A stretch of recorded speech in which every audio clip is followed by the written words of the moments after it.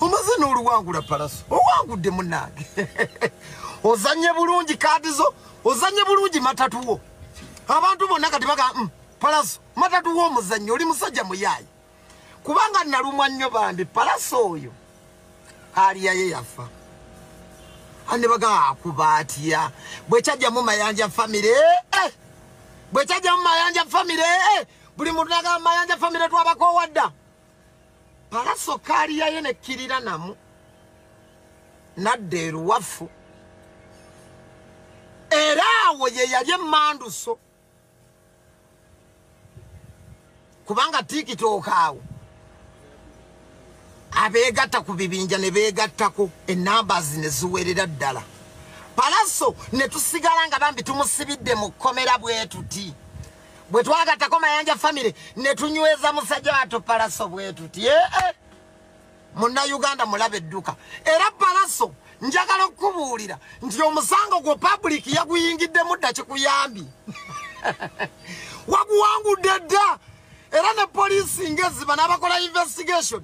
Tebayinza kuyingira oba olabikidde mu ka video oba AI public yakuyingidde mudda.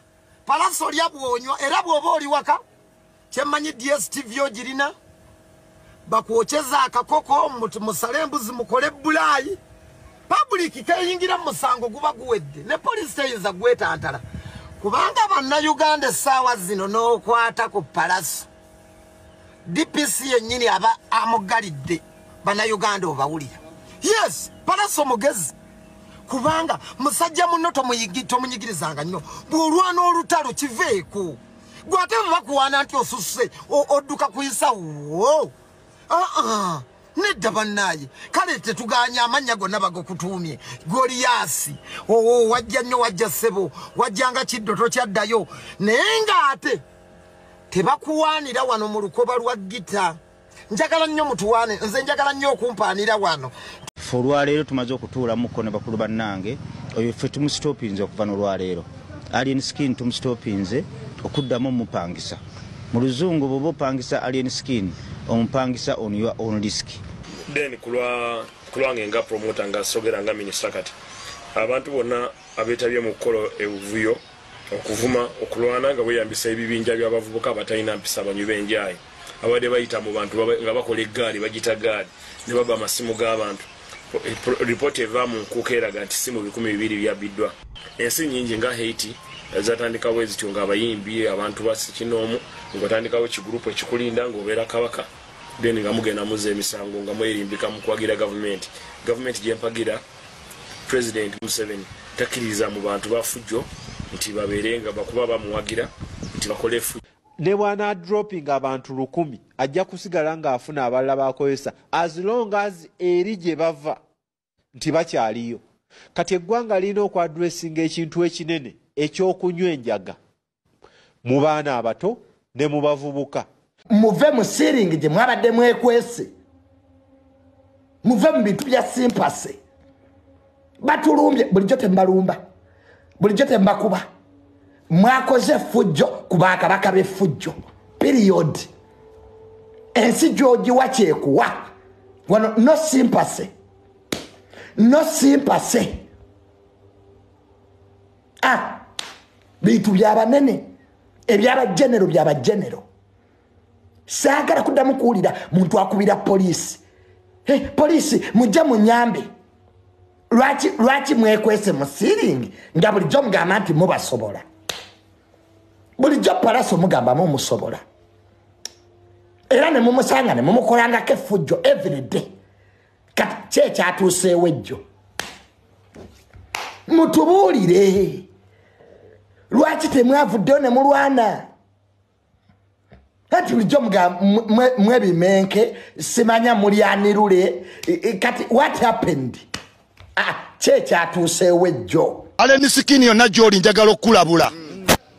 Towetwala nti oli wanjawulo fate wano tuludde onyo olina ffala nnyo ne mu kibuga ate tolina Siteboni. Siteboni taddugala nkwawa. Siteboni tayambala bigatto bivundu. Nkuleetedde n'akasawo gwe kapere. Alien Skin yaddugala enkwawa.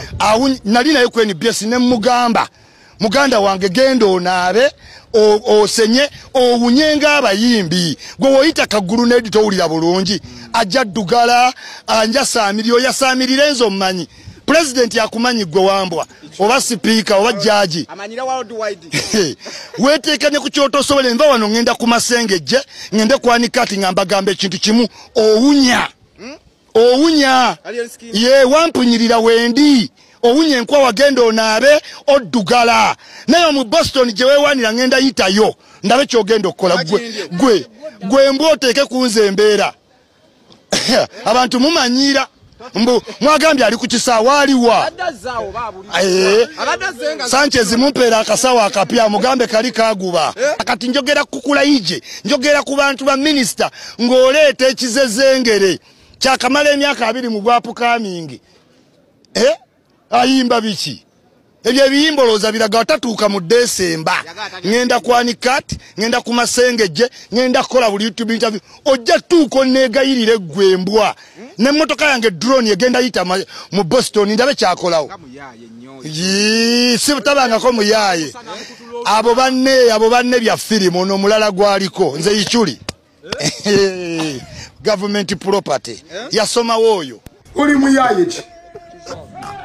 oli muyaye kyakubira polisi fikigaza omuntu agwa akusobola omuyaye tawoloma wagambye abaana ba Nuupu bawoloma gwe wabadde owolomera ki waloleko Nuupu ngekutute ku polisi have you reality esigale ngeri reality 5 bw'otaakomye malala n'ebisinga bikyajja ndayira atya Katonda alien skin palasa akusobola kabube misana kabube kiro kebe tutu kezibe sawa meka palasa akusobola bye kugamba lya ddala palaso akusobola kabube misana kabube kiro kabube mutuntu ne wabatanna naba maso akusobola bila mama nyabo gozanya n'abaana beka wempe aliyo nyobadde makanika wano okubye yiti n'okunganya buli gwe bakugamba nti yali muyaye jangu ono yali muyaye jangu okunganyiza eggaali okunganya abasajja bakulira mu ggaali Palaso was born a criminal kambi kugambe nno Uncle P was born a criminal Palaso ne b'omusanga busanzi n'omutulako bati criminal awedde emirimu beriso ni mubati no